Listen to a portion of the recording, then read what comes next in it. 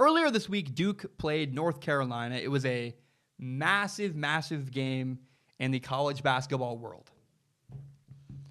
30 seconds into the game, Duke star Zion Williamson slipped. In the process, his shoe split open, and he sprained his knee. Zion Williamson, star basketball player, probably the number 1 overall pick. Look, I was sad. It sucked because I wanted this game to be a really close, fantastic basketball game. But Duke lost their best player, and North Carolina won 88-72. But more importantly than the outcome of the game was this. Zion Williamson got hurt. And this opened up a massive, massive discussion all through not only the college basketball world, but really the sports world. Because you got to remember, this guy, Zion Williamson, is likely to be, and probably still will be, the number 1 overall pick in the NBA draft coming up. And now he's hurt.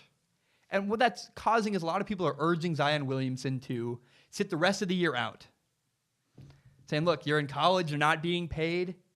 Stay out. They're taking advantage of you. You should stay home, sit and rest. Rest your knee, prepare for the NBA draft. Do not play another quarter of basketball, another half of college basketball again. And look, as a fan, on one hand, I really would love to see Zion Williamson play basketball again in college. I really wanted to watch Duke this year in the NCAA tournament. I wanted to watch March Madness, see how Duke did. And without their best player, it's not going to be the same. However, if Zion Williamson was my friend, my best friend Elijah, it's his birthday today. If he was my best friend, I would tell him, dude, stay out. Zion, do not play basketball. You have a huge payday coming up ahead in a couple months in the NBA draft. You don't owe Duke anything. They're making a ton of money off of you, and you're not seeing any of it. Don't give them anything. Just stay home, don't play, and prepare for the NBA draft. You're probably going to be the number 1 overall pick anyways. This is your out. This is your way out of it. But here's the discussion I want to have. How do we avoid this problem? Should high school basketball players, should 18-year-old kids be allowed to enter the NBA? Why do they got to go do the year, pay their dues in college? And it's a very nuanced issue. I'm going to do my best. I'm going to try to explain both sides. I'm really sorry if I missed something. If I missed something, I'm honest. I'm open about it. I'm dumb. I make mistakes all the time. If there's something I forget or something you think I leave out, please leave a comment below. Let me know what you think. But what I see is people either side with players or they side with the league. They either side with NBA decision makers, general managers, or franchises, or they side with spokespeople like LeBron or guys like Zion Williamson or Ben Simmons. It's a very divisive issue. Now, the argument for the players goes like this. People believe that NBA players, that high school players, 18-year-old kids should be able to go straight from high school directly into the NBA. The reason why they can't do this is current rules by the NBA go as follows. They say this. They say, in order to enter the NBA draft, you have to meet 2 criteria. You have to at least be 19 years old during the calendar year of the draft, and you must be 1 season removed from high school basketball. You got to go play in Europe, you got to go play in college, but you got to play 1 year somewhere else after high school basketball. Now, NBA players hate the NCAA. They are not a fan of college basketball at all. And I think it's for some very valid reasons.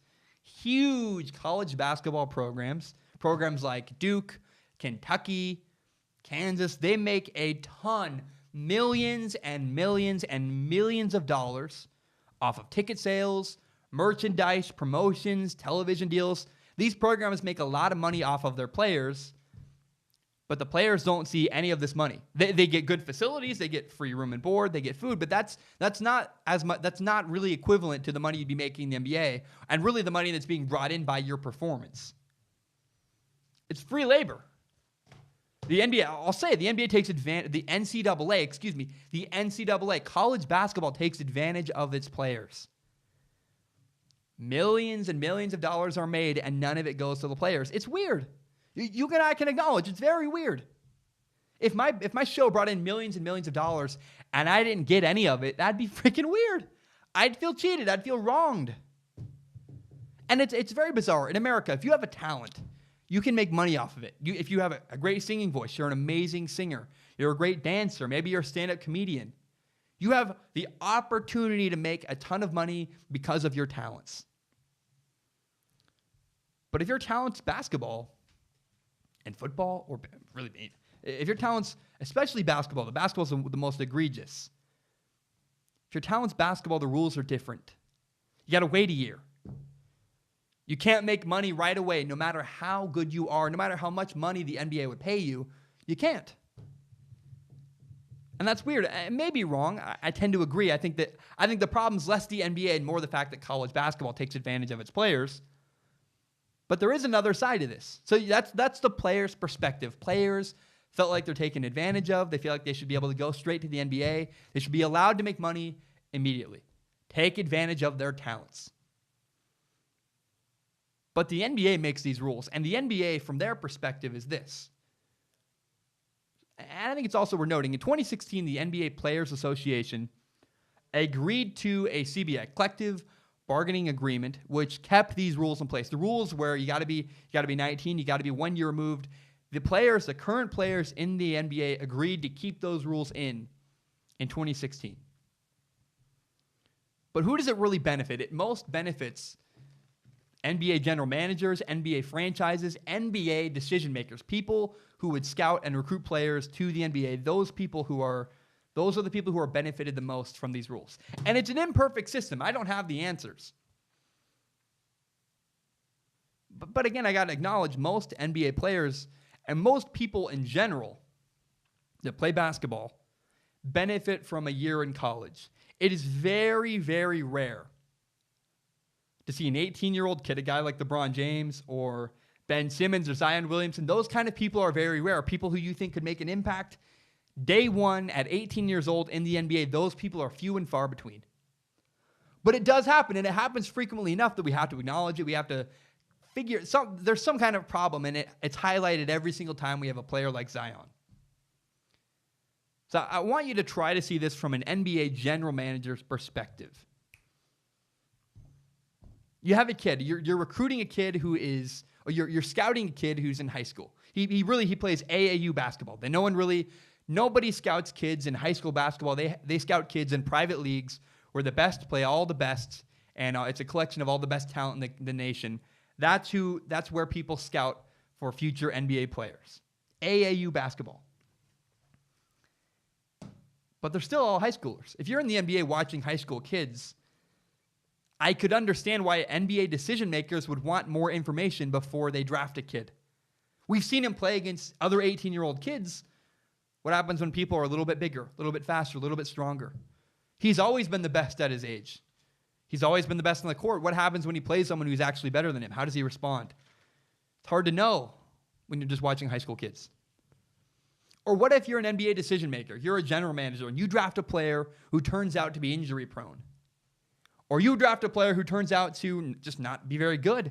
What if he totally busts? Look, even with the extra year. So right now, as the rules stand, it takes a year before you can draft a kid into the NBA. Even with the rules in place, with an extra year, the 76ers still screwed up the NBA draft recently. They drafted, what's his name, Markelle Fultz, number 1 overall, and it didn't work. He busted. He can't even shoot. Massive, massive bust. They traded him away recently. He's not even on the 76ers roster anymore. You could really argue that from an NBA perspective, the longer a guy plays college basketball, the more he develops, and the more the NBA can verify and make sure they're picking the right guy. And you could really argue that if a guy doesn't want to play in college basketball, if he doesn't like not making any money for his efforts, he could go play immediately in Europe.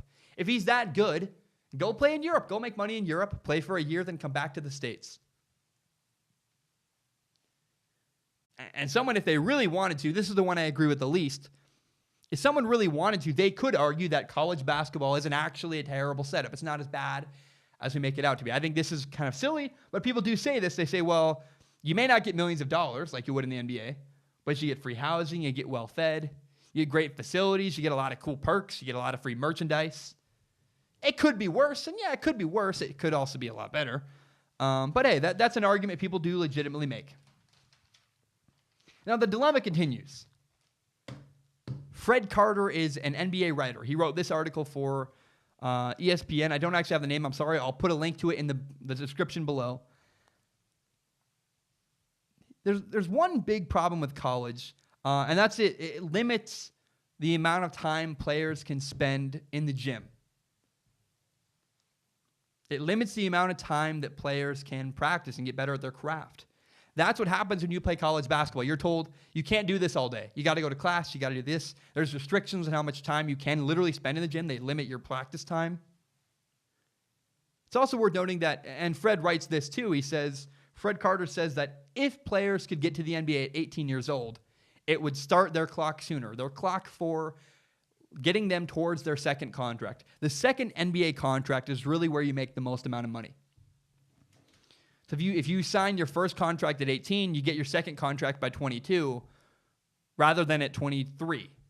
The sooner you get into the system, the sooner you get started on the ticking clock towards your second contract where you make all the money anyways. That's Carter's argument for why 18-year-old kids should be allowed into the NBA. This is the two issues that Carter highlights with letting 18-year-old kids into the NBA. The first thing he says that 18-year-old kids have maturity issues. It's kind of weird. If you're under 21 and in the NBA, after a game ends, everybody goes out to the club, they go out to the bars, everyone's drinking, and you're 19 years old in the NBA. You can't do that. You legally cannot go out. You're not allowed to. So you're stuck inside playing video games. You're kind of isolated. It's a weird dynamic. The other problem with letting 18-year-old kids into the NBA, according to Carter, is that some 18-year-old kids have been the best player their entire life. Then they get to the NBA and they're just shell-shocked. Oh my gosh, you're suddenly at the bottom of the totem pole. You're not the best on the court anymore. It's not easy for you. And many 18-year-old kids are not only not equipped mentally to handle that, they don't have the work ethic to handle that. They don't have the work ethic to push through, and maybe time in college can develop their work ethic, their maturity, help them get more prepared for the NBA. I don't know. My conclusion, really, I don't have a conclusion. It's still just this dilemma. I'm not going to pick a side on this whole mess. This whole thing is just it's crap, and it's really a nuanced, really ugly issue that I don't have the answers to, but I think it's worth just talking about. I think, first of all, it's very, very weird that big-time college basketball programs basically exploit their athletes for free labor. That's not cool. But it's not, you can't even just say that because it's a bigger problem than that. Not every program's created equally. Not every program's created equal. If you compare Duke basketball's revenue to Washington State University in Pullman, Washington, it is vastly different. Kentucky basketball makes millions and millions and millions of dollars. Not every Division I basketball program does. And that's a huge problem because you can't create a standardized amount of money you give to every player because some programs would literally be in the hole. They'd eat dirt. They couldn't afford it. And also, how do you pay, like if Zion Williamson is the best player in college basketball, you pay him the most. But what do you pay the 13th player on the team? What do you pay your sixth man? What do you pay a guy who's not a starter, a third guy in your rotation? What do you pay that guy? You can't pay, it's really weird because you can't afford to pay everybody the same amount of money. And better players deserve more money, but how do you do that in a standardized system in college basketball? Do you see the mess? Do you see the problem? And here's, from an NBA perspective, wouldn't you want a two-step verification process? High school to the NBA is a really big jump. So the final thing I'll say is that the more time you can evaluate a player, the more information you can gather about them, the better of an informed decision you can make. It's one thing to watch a 18-year-old kid play in an AAU gym against other 18-year-old kids. But if he's good in high school, what's wrong with waiting one more year? He's good in high school. Let's verify, make sure he's good in college. Oh, he's still good in college? Let's draft him. He's great. If he's really that good and he's not going to get hurt, what's he scared of? I don't know. I mean, of course, I know he's scared of getting hurt. He's scared of losing out on millions and millions of dollars. It's a very weird issue. It's a huge issue. And every single time I look into it, frankly, I get a headache. I get confused. I just get more questions. And I really want to end with this. I don't have the answers. I just have a lot of questions, a lot of concerns, and a lot of problems with the way the system works. And I want your guys' feedback. I want to know what you guys think, because I frankly, it's just a massive, massive nuanced issue that gives me a headache. I don't have the answers. If you do, please let me know. My name is Zach Schaumler. This is my podcast, Strong Opinion Sports. It is my favorite thing in the entire world. And I want to ask for your help. I want this show to grow. I want more people to watch and more people to listen to this podcast. My dream is to do this show as my full-time job. I want to own it myself. I want to do it on the internet and have complete control. I don't want to do it for CBS or ESPN. I don't want to work for a big network. I want to own it myself. And if you believe in that dream, please do me a huge favor. Help me grow by telling your friends about this podcast. Share it on Facebook, share a link on Twitter, maybe you screenshot it, put it on Instagram. I don't have a marketing strategy beyond this. This is all I have. You know, a lot of people, one of the most common comments I get on YouTube is, you have great content. We love your stuff. You deserve more viewers. What you should do is you should buy ad spaces on Facebook or Twitter, or promote yourself and buy revenue, like buy ads. I have no money. I am a broke college kid. I can't buy ad spaces. I don't have money to pay for books. And so my plan, this is my marketing plan, this is my strategy. All I plan to do is put every ounce of effort I have into making the very best podcast I can. I believe if I make a great product that people believe in, that people like, then they will share it with their friends. And so if you agree with that, if you believe in the show, if you like what I do, please do me a huge favor. Tell your friends about it. Help me grow by telling your friends about this podcast.